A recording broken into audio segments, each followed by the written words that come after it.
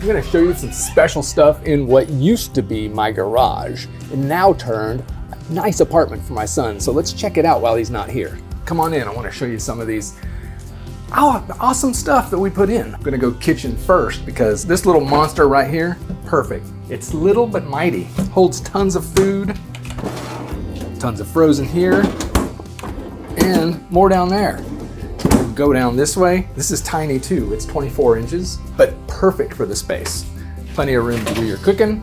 And tiny wise, this is pretty tiny. It's a 18-inch dishwasher. Does everything you need in this space because you're not in a palatial place, and it just toss it in there. It works just like a giant one. Sink's perfect. We got a push button disposal here. And this is hidden behind us in between the studs. What we did was we left this open, put a back on it, and are using it as a pantry that doesn't stick out and you have tons of space used up, but it's used up for food right there. We also, when we designed it, we designed this to be here as the pantry also. It kind of works as more like a desk holder, but you can put food and pantry items in it too. This was gonna be on the wall higher so you could throw a laptop underneath it, because this had to serve two purposes. One, you're gonna eat at it, 2 people, maybe 3 people hanging out eating. And if you're here on business, you can put your stuff out, laptop here, plug in over there, and it's used as a desk. This really helped out a lot when we got the super deep cabinets for pots and pans. And then got trash here. Of course, it's trashy. And then this is the ever-present junk drawer that everybody has. So let's look above me. These right here, these beams, they are fake beams. Actually, there are 2x12s in there going from the peak to the edge of the building because it was a hip roof. We did not want to cover them with drywall. It wouldn't have looked great. So we used them kind of as a focal point and covered them in pine and stained them. Since this is like your typical garage and it's 18x20 approximately, those beams, 4 beams go down on each corner, and we just didn't, like I said, we didn't want to cover them in drywall and have boring looking angles. So there's 4 beams in here because there's 4 corners, and you'll notice each of them is stained. The one in the bathroom is stained a little bit different color to match what we had going on in there. The light above me, that is just too cool. It's all bamboo and it worked perfect for this area. And the other one over here, nice mood lighting, and it doesn't bathe the place in light, and it makes it nice and cozy.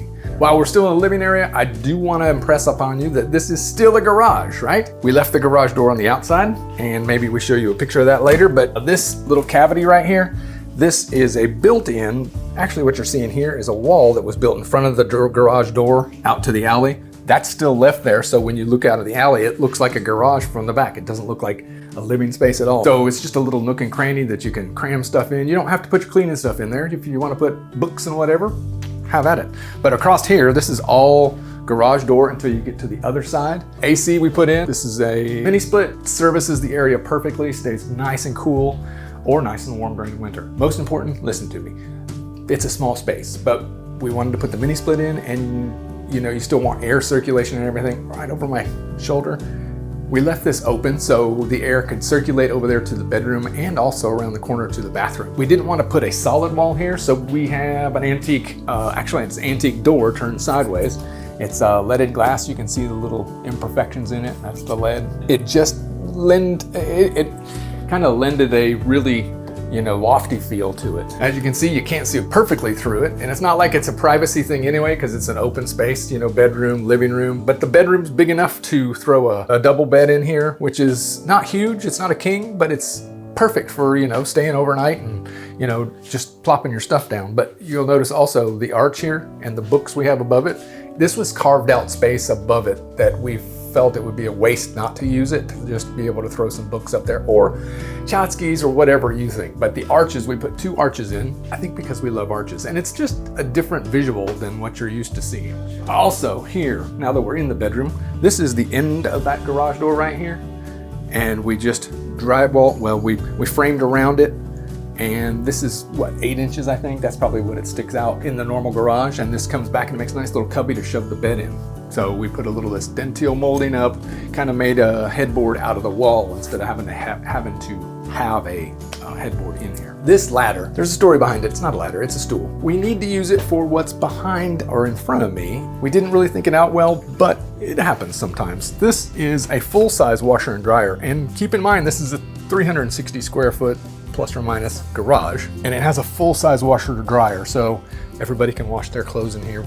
5 people could. We needed storage, like we were looking for storage everywhere, and we thought, you know what, we'll put one of these in because that provides a lot of storage, you know, for towels, for, you don't have to have a different cubby for this, it can all go in here. Well, unless you're 6'8", you have little problems getting up here to your buttons. So that's why we have that hanging out in the open. My son, 6'5", he can handle it. My son-in-law, 6'5", he can handle it. So when we were building this and measuring things out, we built this specifically to hold the width of this washer dryer and also this particular IKEA closet. It's very short and sweet. It holds just what you need if you're staying here for overnight or a month or whatever. It's perfect, you know, it has the drawers and everything, has shoe storage. My daughter comes here periodically with 2 dogs and everything's cool. I think it'll work also really, really well as a short term or Airbnb, you know, like I said, a week to a month. Also, look up here. We put electrical before the drywall went up. Yeah, we put an LED tape light up there in a switched outlet. So more mood lighting, kind of ups the ante a little just so it's not boring. Again, we by no means like to be boring hosts, so that's why we put little things like the lights in and the different, you know, kind of nooks and crannies around the place. But here's the bathroom. You'll notice it's kind of manly colors. Got an antique picture in here. The wallpaper worked perfect with the tile we have.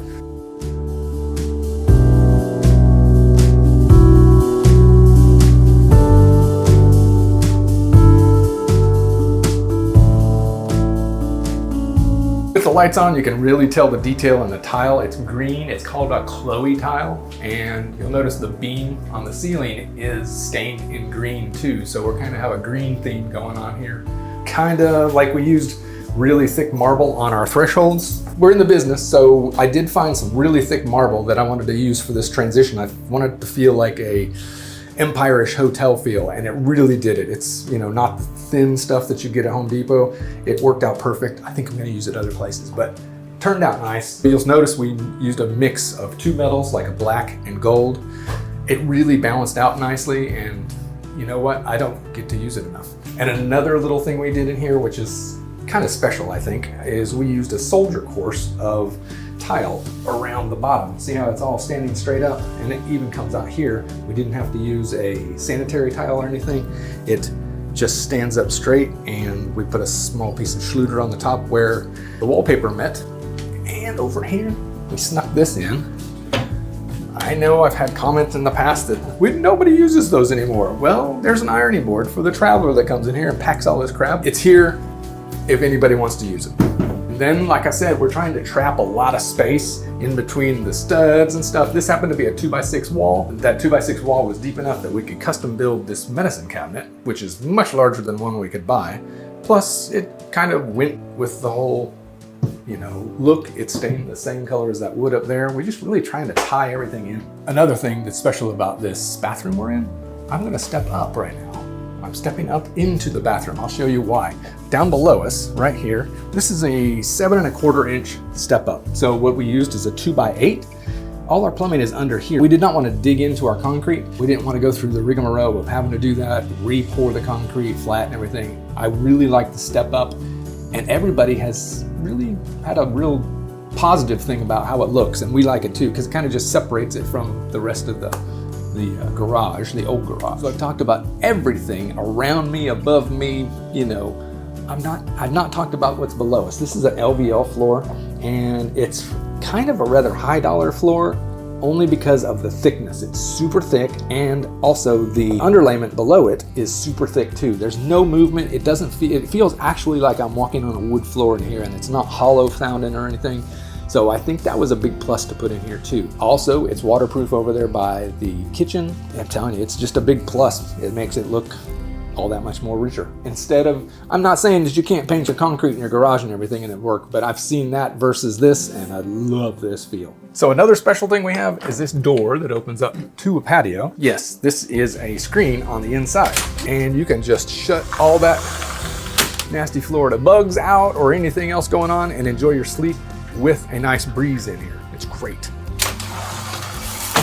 You can let your dog out. Actually, I'm really happy that you were on the tour, and I hope it was enjoyable to see kind of what we did with 370 square feet. If you're thinking about doing this, you can go to our website, HerHomeReno.com, download the plans for this, or there's a free 5 tips before you start, kind of a checklist of things you might want to get done before you dive into this. See you later.